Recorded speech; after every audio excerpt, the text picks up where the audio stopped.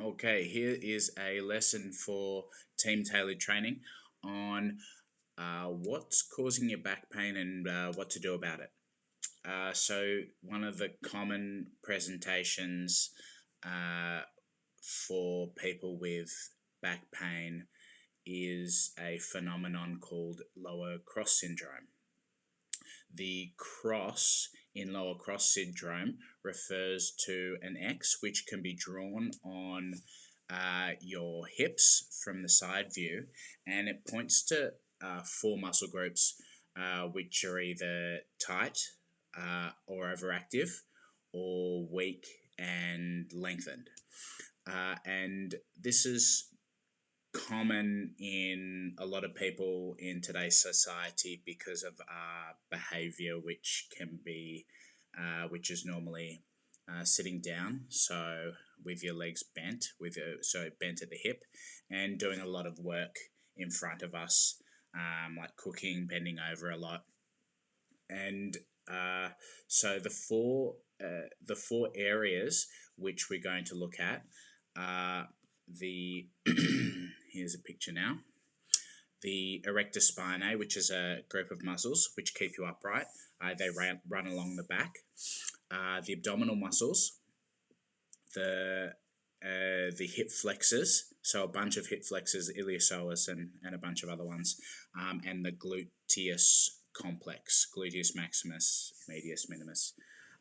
And so two of these muscle groups are tight or overactive, so they need to be lengthened or relaxed.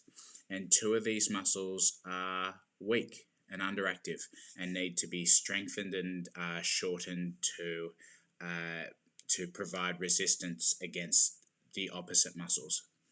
So this is why in a lot of your programming you'll see core work, crunches, and similar stability work to help strengthen the abdominal muscles.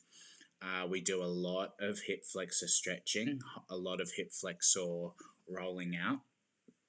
The glute, we do a lot of glute work, as you know.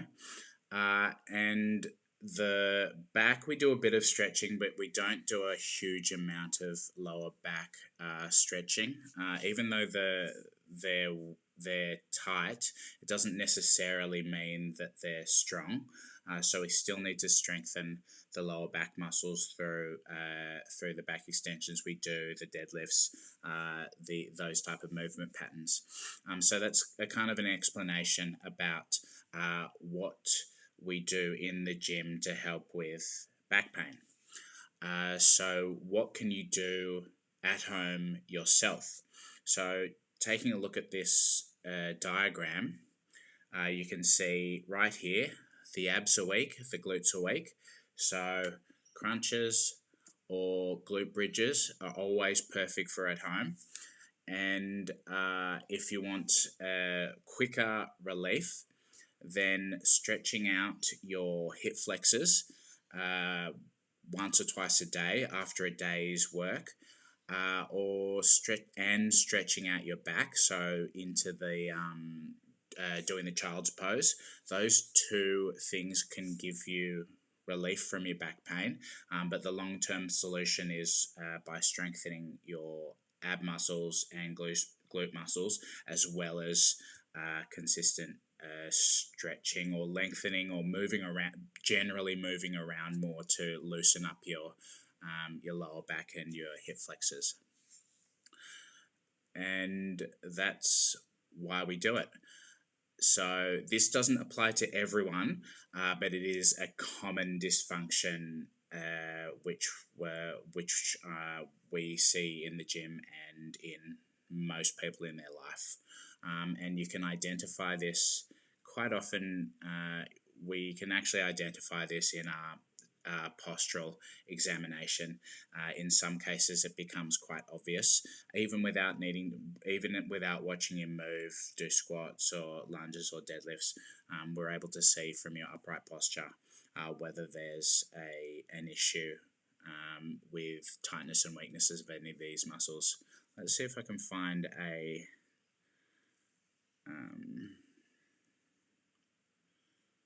have a look at this. Okay, so there's a glute bridge example there. The top one would be you can see that there's a huge bend in the lower back, and less of an angle, bending angle of the the thighs, and it looks to me like the lower back is doing a lot of the work. So this would move you towards more pain. I assume she's getting a little bit of back pain in the top picture, and then at the bottom she is focusing a bit more on tilting her pelvis, the way we discussed, the way it's described in the first image, and focusing on activating the core and activating the glutes, because they're the muscles which control they're the muscles which we need to activate to control the position of the pelvis. Let's look for that's a good one. Okay, anterior pelvic tilt is another way to describe anterior pelvic tilt is the outcome, the postural outcome of a lower cross syndrome. So tight hip flexors, weak abs, tight lower back, and weak glutes. So the left is good posture, everything's in alignment, ankles, knees, hips, shoulders, and ears are in line. Anterior pelvic tilt, butt sticks out, chest is forward, and the upper body is more or less aligned. And the sway back posture is when the sway back posture is the opposite of the lower cross syndrome. So the opposite muscles are tight and weak. It's not as common. I see it occasionally. The anterior pelvic tilt is just going around. After the last year, it is spreading like a virus. So I'd say most people, at least 80% of anyone who I work with that has back pain should be looked at using this lens, the tilt of the pelvis lens, either in the stationary position or through their movement.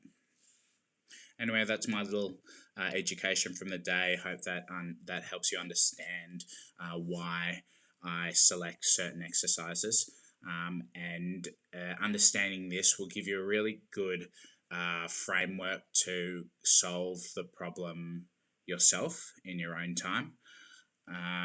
And just remember that if you're sitting down all day, getting up, literally just standing up hourly, will lengthen your hip flexors and help you move away from this condition and back pain.